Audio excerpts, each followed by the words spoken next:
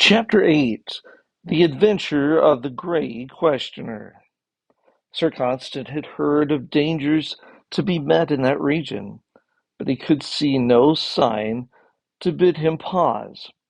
The way was rugged and stony, the moorland bare and bleak, and there was a solitude that oppressed his spirit, but he saw no castle or place of arms. When he came to a high place, the road went downwards again, skirting a lake that was gray and still and unlovely, but there was no whisper of peril. When he reached this high place, he paused to consider the way before him. He was weary not only from the day's travel, but with the weight of many days, and he looked eagerly to those eastern hills, sometimes clear and near, sometimes distant in the midst, but ever the symbol of goal and triumph. Yet now his heart sank as he looked, for those purple summits seemed more than ever distant. They were but a shadow of a cloud, with a measureless road that wound away into the mist. They were no nearer for this day's toil, they were farther away than on that golden morning when he had set out from the chapel of voices. When he saw this, his heart sank, and he leaned heavily upon his sword, for it had been his hope that the close of this weary day would show his goal much nearer. Then he was aware of a gate beside the path, and a shading tree, and a seat for travelers, and by the gate a man, gentle of face and manner, who came out and beckoned him to rest. "You are weary, Sir Knight," he said courteously. "Here is a seat, and I will bring you bread and wine. Moreover, here is my garden, a poor garden, yet a little refreshing, and I have no greater joy than to meet a knight of the king's service." So gentle was his mien, so kindly were his words, that Sir Constant could only answer with equal courtesy. So he sat down by the gate, and in a little while the stranger brought him refreshment, and sat there with him. He bore no arms, being clad as a scholar rather than a man of battle. "Nay," he said, "my house is not one of the appointed rest houses for the king's service. That is farther on, beyond the lake. But what I can, I do, day in and day out, for those who come this way. I give them rest and ease, and afterwards help them on their road. For I have a boat at the lakeside to bear them across and shorten their journey." "It is a good and gentle deed," said Sir Constant. "Never have I felt more heavily the toil of the way in the years, and the goal seems no nearer than it did," said the stranger questioningly. And Sir Constant sighed. "That thought was in my heart as I came to the gate," he said. "How should it be otherwise, Sir Knight? So many days, and still the journey and the toil, so many miles, and still a cheerless horizon.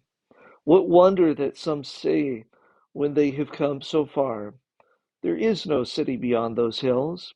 It was a dream of youth." Now the words were gentle and kindly, and there was pity in the man's eyes. But Sir Constant was chilled to the heart to hear such an echo of his own ghostly thoughts. And the man said more, as if it were out of his good fellowship.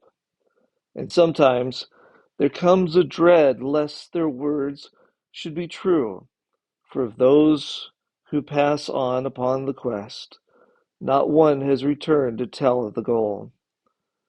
Beyond that horizon reigns a great silence." "Nay," said Sir Constant, "how should they return? They are surely in the king's service, in the king's city." "May it be so," said the stranger. "Yet how far away are those hills tonight?" And it was so, For when Sir Constant looked again, the purple hills of promise were lost in cloud and shadow.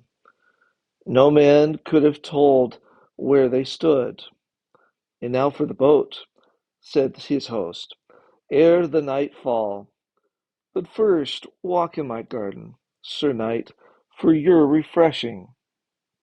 So Sir Constant passed the gate and walked in the garden, but it had little of the beauty he loved. There were blossoms indeed of powerful fragrance, but they were strange to him, and he looked in vain for such blossoms as he had found in the house of the parting of the ways. And the master of the garden said, these blooms are such as grow in the soil and in this air. Others I have tried to grow, but in vain. But await me here, Sir Knight, until I bring my cloak. Then we will go down together. So Sir Constant stood in the garden among those strange blossoms, while their perfumes stole upon his senses and chilled his heart. As he waited, he called to mind the flowers which Master Patience tended in his little garden among the rocks, and named them one by one. But none of these seemed to grow in the garden of this courteous stranger. Yet the thought of Master Patience was good to our knight, for with it came the memory of the gallant Sir Valorous, a memory bright with glory. As that memory came to him, he saw at his feet a cluster of small white blossoms half hidden.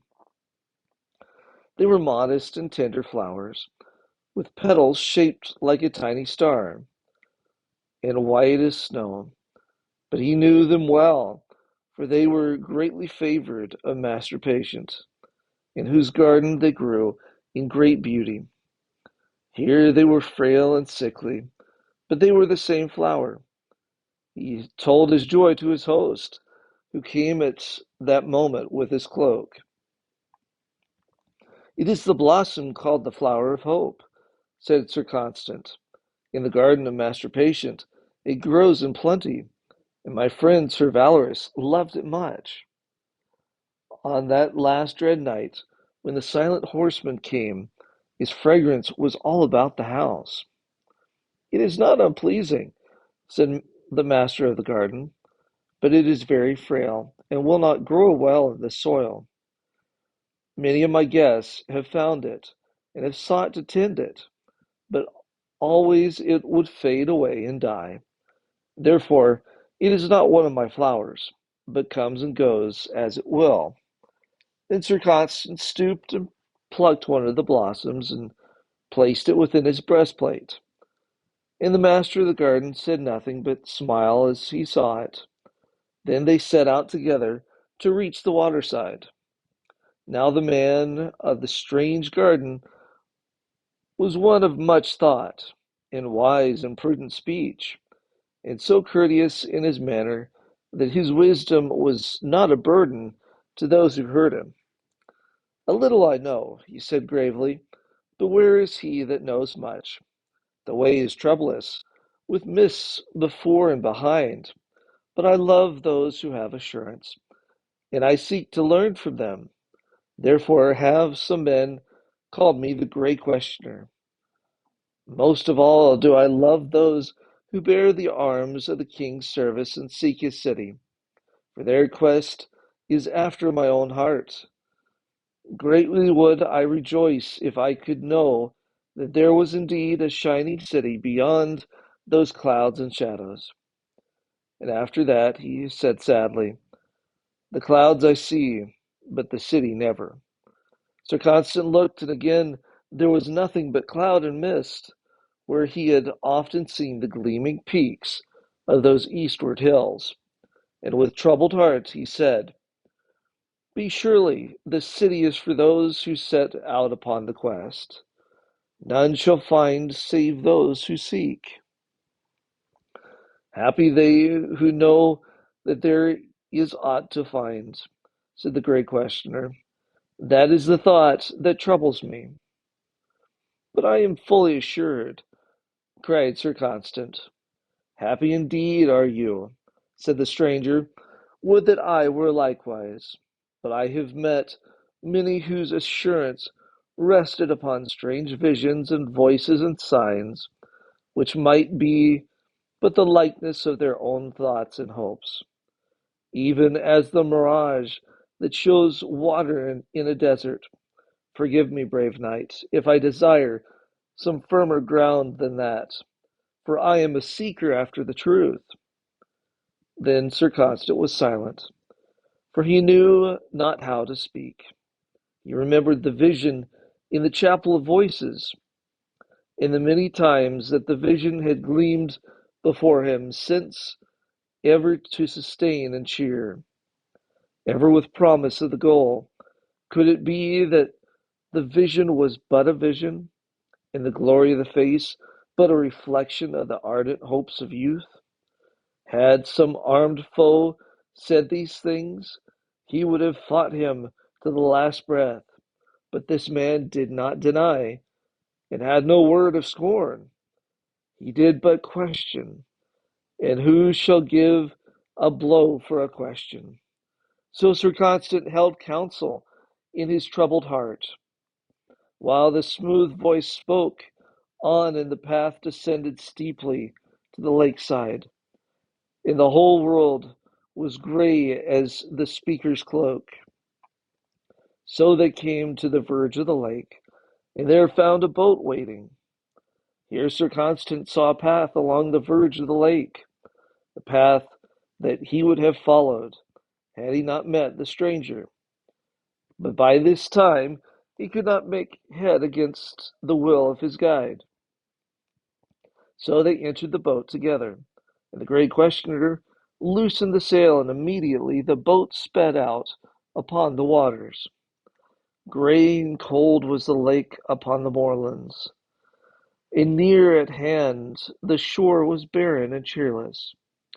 Eager, Sir Constant looked out to see the goal of their voyage, but it seemed that the mists had gathered suddenly, for there was no shore in sight. He looked back, and scarce had he looked before that shore also vanished in the mists. They had nothing about them but gray mists that drifted idly before chilling winds. He looked to his guide, and the great questioner smiled. "Fear nothing," he said. "Wait but a little while." And he spoke with so great kindness that Sir Constant was ashamed of his own question. So he sat in silence until the winds of the misty sea had chilled him even in his armor.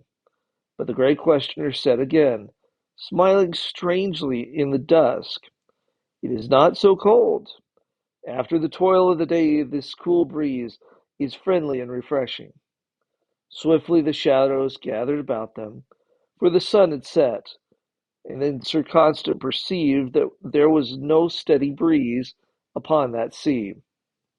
For a little while their craft would make a course, but then the breeze changed its direction, and the course was changed. More than once did this take place, so that he was bewildered indeed. Moreover, as he watched, he saw that misty sea was a sea of cross currents, which bore them hither and thither as though without a purpose. At this he was so troubled that he spoke again.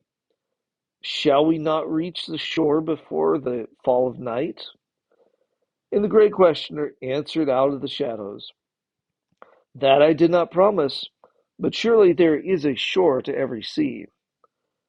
So again Sir Constant fell into silence, troubled by the strangeness of his pilot, while his fears grew stronger, for he was aware of other vessels nearer. Through the mists they came and passed like ghosts of ships, but all drifting helplessly and all without a board. He could see but dimly, but it seemed to him that some were shattered and weather torn, as though they had been drifting here for many days. Yet he had seen none of these from the high place by the house of the great questioner. So he spoke again, more urgently. "It is passing strange," he said. Some of these have drifted here for many days, yet they never reach the end of their voyage. But this time the gray stranger answered nothing, so our knight's heart sank. He looked above, but the sky was veiled by lowering clouds, and all about him were drifting mists and eddying waters. And presently out of the mists came a small boat, drifting without sail or rudder, without pilot or voyager. It passed almost within touch, out of the darkness into the darkness. But ere it passed, he saw one thing that filled him with dismay. In the drifting boat lay a knight's shield, tarnished sadly, yet with the emblem of the royal service still to be seen through its rust and ruin. When he saw this, he gave a cry, but the great questioner answered sternly out of the shadows. Some set out upon the sea without a guide. How should we wonder that an evil fate befall them? Then the knight fell silent for a while in his perplexity, for how could he challenge this guide or doubt his word? But only a little time had passed, when out of the darkness before them came a low, hoarse murmur that rose and fell as the winds blew. At first it seemed to be a voice of a gathering storm, but soon he saw that it was the moan of broken water on a rocky coast. Aghast he listened, and still that moan increased, and presently there came a cry out of the shadows where the breakers spoke, a wail as of many lost souls. It was as though some great ship had drifted down upon the rocks to be cast away forever. He turned a pallid face upon his guide, but the guide said nothing, only seemed to smile in the darkness. Then Sir Constans seized his sword. "What is this mystery?" he cried. "Where is your promise to bear me safely across this water?" Then the great questioner spoke softly. "My promise I will keep. It is those weighty arms of yours that bear us down, that shield and suit of mail. Cast these into the sea, and I will show you a safe landing." So craftfully he spoke that at first there seemed to be reason in his words. Then our knight saw the true nature of such counsel. Swiftly he drew his sword. "Fool that I was to trust you," he cried. "Tell me who you are." "Fool indeed," said the great questioner in the shadows. "Fool indeed, to follow the enchanter of the sea of mists. What now of your vision and voices in the city beyond the hills? O fool, fool!" Then Sir Constant rose and struck at the evil shape, struck so fierce a blow that the traitor had been slain indeed. But the blow was vain, for with a mocking laugh the pilot fled. In a moment he was gone, a phantom that mingled with the mists of his enchanted sea. The boat rocked and drifted, while the moan of the surf swelled into a loud and woeful thunder. And as the stricken knight found his seat again, he saw that something had fallen from his bosom, to be swept by a gust of wind into the darkness. It was the frail blossom from the enchanter's garden. The hours of darkness moved slowly, while ever the voice of the fatal shore grew louder. Sir Constans sat at the tiller of the boat, striving in vain to keep it steady, knowing well that without a favoring wind his doom was sure. A little while he held a course, but anon the sail hung idle till another wind came that bore him back again. But though the winds and currents were many, he knew that this enchanted sea had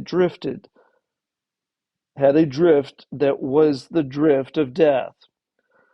Bitterly he mourned his leaving of the rocky path, Eagerly he searched the darkness for the first gleam of dawn, and at last a strange sign gave him wondrous cheer. It seems that one of those fighting winds held his boat for a space, so that the roar of the breakers was a little subdued.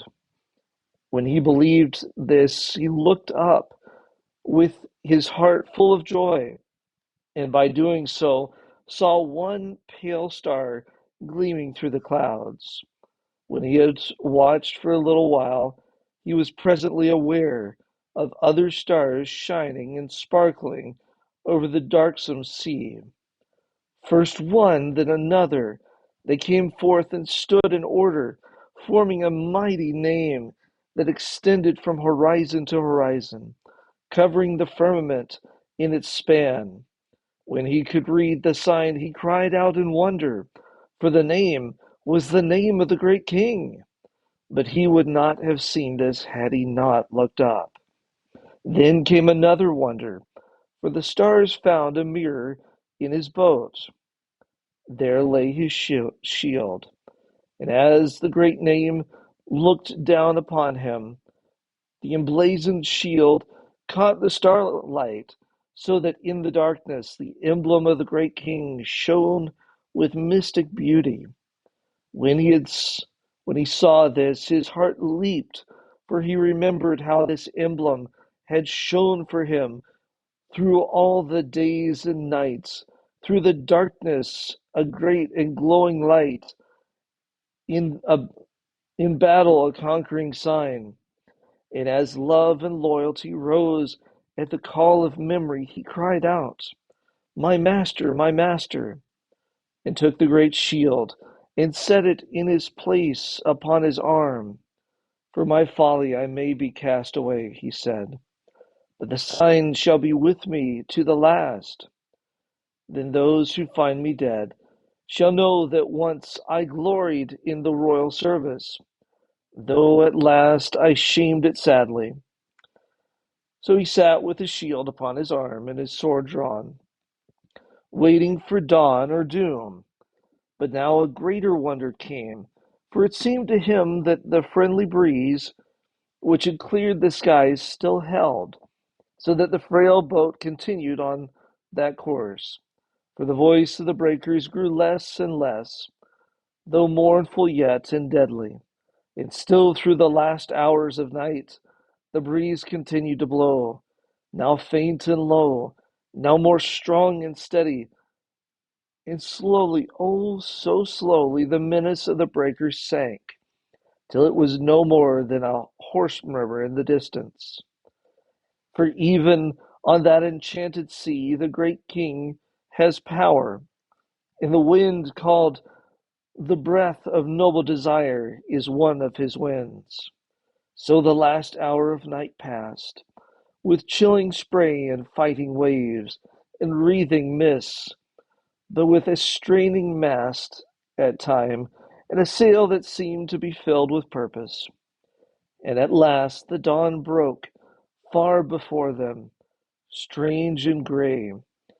But as the gray light grew in the east, it grew with a glorious comfort, for it touched first those purple hills so lately lost. Once more they stood clear against the sky of dawn, their summits gleaming at the touch of the first lances of the sun. And when Sir Constant saw this, his heart sang with joy, for they seemed to be indeed the ramparts of a great city which lay beyond, a city of light. Still was the mist upon the sea, still the battling waves rose about him, but far above all rose the peaks of promise. Thereafter he made better speed and joyous, and soon through lessening mists and spray he saw the shore. Then his joy and wonder were deep indeed, for on the shore stood the emblem of the great king, a tall cross set upon a little hill. It was both sign and beacon, a beacon whose outstretched arms seemed to call, with urgent love to the drifting soul upon the sea of mist. So they stood, the signs that the great king had set for men. Near at hand a cross, with beckoning arms, and far beyond, the hills of the journey's end. Yet a little more, and Sir Constant was aware of one who walked upon the shore in white apparel, and his heart knew that form, gentle but kingly. Then his shame fought with his love, and he scarcely knew what to do. But when the boat touched the shore, love overcame all, and he ran to the one in white, crying, "Master, master!" Then the master placed a gentle hand upon the knight's head, speaking no word of rebuke, but only quiet counsels of love and courage. He had waited long, he said, for that little boat, and his joy of welcoming was very great. For he had known the guile of the great questioner, and the terror of the sea of mists. And when our knight came to himself, he knelt alone upon the hill. The great grey sea lay behind, to trouble him no more, and above him towered the beacon of the king's love. And there I see it still, a sure and steadfast sign above the treacherous eddies, in the cold and baffling winds of the enchanted sea. And behold, I come quickly, and my reward is with me, to give to everyone according to their work shall be. I am Alpha and Omega, the beginning and the end, the first and the last. Blessed are they that do his commandments, that they may have right to the tree of life, and may enter through the gates into the city. Revelation 22:12 through 14.